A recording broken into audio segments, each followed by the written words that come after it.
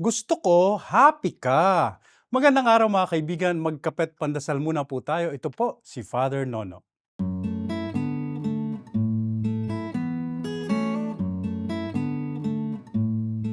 Yan po ang dating slogan ng isang politiko sa kanyang kampanya. Uy, panalo si Senador noon. Dahil nga nakaka-relate po ang mga Pilipino sa kanyang mensahe. Bakit nga ba tayong mga Pinoy ay mahilig sa saya? Kapansin-pansin po yan sa hilig natin halimbawa sa happy ending. Gusto natin sa mga pelikulang pinapanood natin, ito'y nagtatapos ng masaya.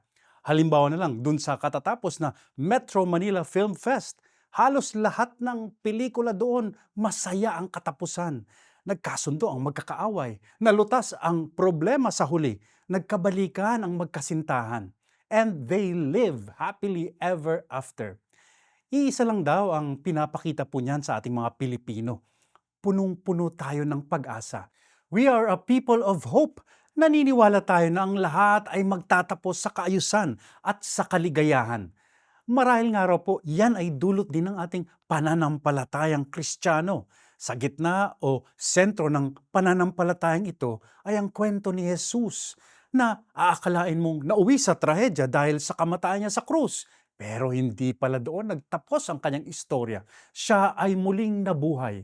Kaya malalim ang pananalig natin. Sa huli, ang liwanag ay magwawagi sa kadiliman. Ang pag-ibig laban sa galit o puot. Ang katotohanan laban sa kasinungalingan. Ang kabutihan laban sa kasamaan.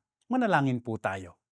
Panginoon, salamat sa inyong dakilang pagmamahal sa amin na nagbibigay sa amin ng pag-asa na sa huli, ang lahat ay mauuwi sa tagumpay at ligaya.